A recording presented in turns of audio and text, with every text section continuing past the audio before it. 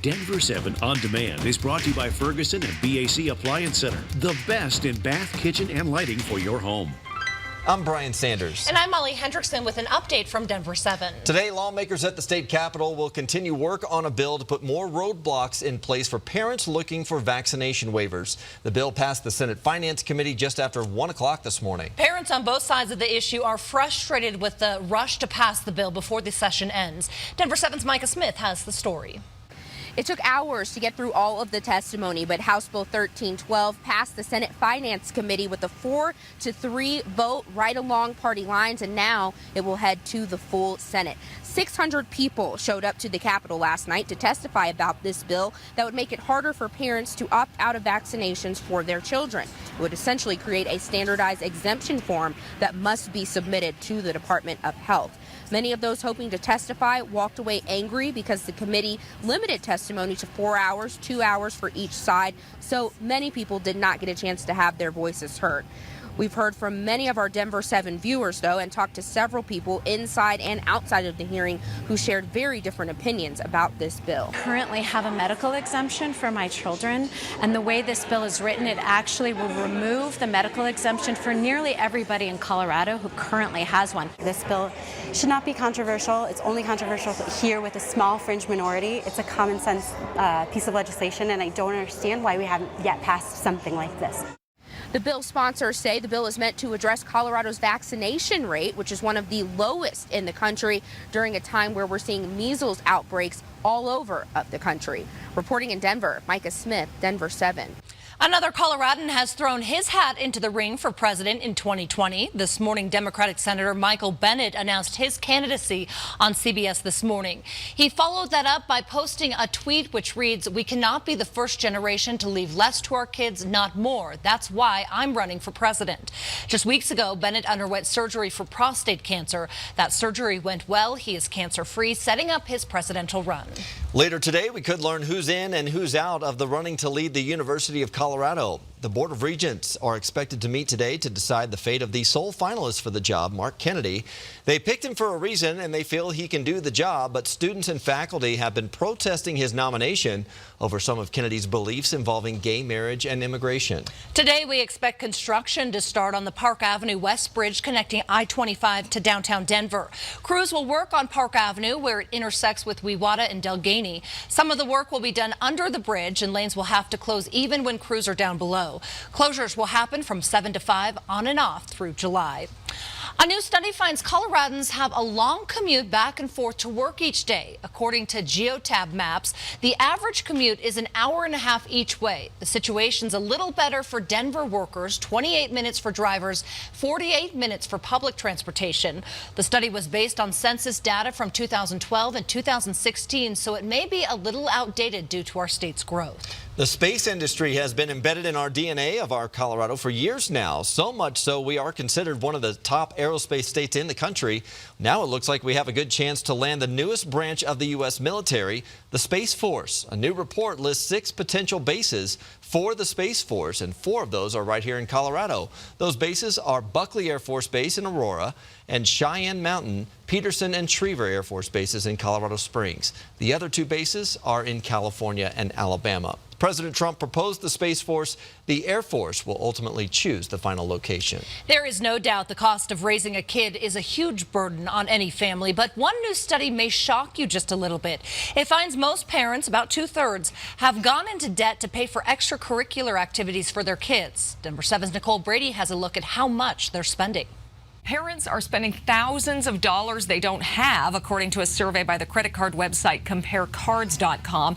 That survey found 62% of parents said their kids' extracurricular activities have put them in debt. 27% said they owe at least $3,000 from their kids' activities. 9% said they owe at least $5,000.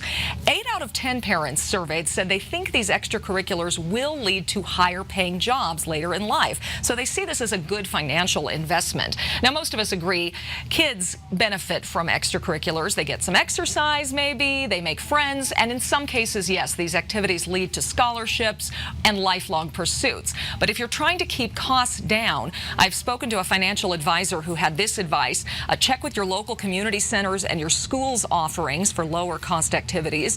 If you have more time than you have money, you might be able to volunteer to coach or help out instead of paying a fee. Here's something, especially when they are young, you should check into free trial classes or things like Groupons so they can try out different activities. And finally, have your kids chip in their own money as they get older. That makes them more invested in the activity, and it's a good financial lesson for them as well. Nicole Brady, Denver 7. Speaking of sports, the Nuggets are heading to Portland today in their second-round playoff series with the Trailblazers. They are tied at a game apiece. And they lost Game 2 last night, 97-90. They'll look to rebound in Game 3 tomorrow. Tip-off is at 8:30. Meanwhile, tonight, the Avs have a chance to turn things around in their series as they take on the Sharks in Game 4 at the Pepsi Center. Right now, they're down 2-1 after losing Tuesday. Tonight's game starts at 8. Let's get a check of your forecast. We might see the sun today, Lisa. Hey, we've got a little sunshine this morning, at least a little blue sky, and we are going to see a few more showers pop up this afternoon, but overall the pattern's going to get a lot warmer and drier as we head into the weekend. Today you've got highs right around 60 degrees with a slight chance for a few late day showers. Now you'll notice here on the map where the green pops up, that's where we're likely going to see a few general thunderstorms. So a little rain, lightning and thunder. No real risk of severe weather today, but it could get a little wet for the evening commute or as you're walking to the Pepsi Center if you're heading to that game tonight. Now tomorrow it warms up nicely. We're at 67 degrees on Friday. The Rockies have been out of town for the past few games. They're back in town tomorrow night. First pitch is at 6:40 and it looks like it's going to be a pretty game. We're going to be under a mostly sunny sky. Temperatures should likely be in the upper 60s by first pitch, and then we'll cool down into the 50s by the end of the game. But you've got some really nice dry conditions there at Coors Field. Saturday we're at 72. Now there's a lot going on this weekend. We've got derby parties in Denver. We also have Cinco de Mayo festival celebrations throughout the weekend. And so we are expecting some pretty warm weather, mostly sunny and warm through the weekend. Highs are going to be in the 70s for some of those outdoor celebrations, both Saturday and Sunday. So you're going to want to wear sunscreen on Saturday.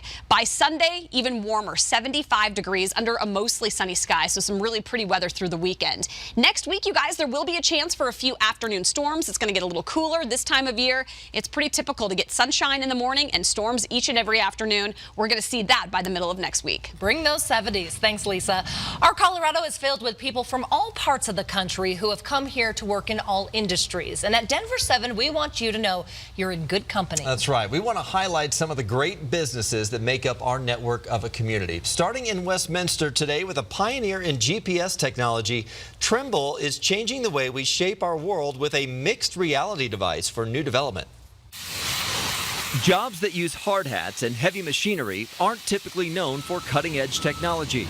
We're going after construction and agriculture and surveying and oil and gas and industries like that, and applying very high-tech solutions to very simple problems at the end of the day. Jordan Laver is a portfolio manager for Trimble's mixed reality product line. The device is actually tracking my hands. A device that combines the real world with design plans downloaded from a computer. They'll be building directly to the design, and there will be very little room to kind of mess it up. And ultimately, it's going to make buildings go up faster and under budget, and everyone's going to be happier. It allows plumbers, electricians, and other contractors to be able to see the other's work and visualize any changes. So you see some of the exposed ventilation and pipes here on the 4th floor of the Trimble campus, and they use this as a testing ground for a lot of their devices. This is their latest, the XR10 with Microsoft HoloLens 2 technology, retails for about $4,700, but that price pales in comparison to the construction flaws this thing can catch in real time. I can use this for kind of quality assurance. And the software isn't just limited to construction. In agriculture, anywhere from self-guiding tractors to in transportation and logistics, being able to track your trucks and their fuel efficiency across massive fleets. Trimble employs about 1,000 people in Colorado, and they chose this location for a reason. Building our campus here in Colorado kind of gives us the opportunity to drink our own Kool-Aid a little bit and kind of test it out in the field and kind of build a story about the whole workflows. An invention they hope becomes as common as a cell phone and connects our growing state with unmatched precision.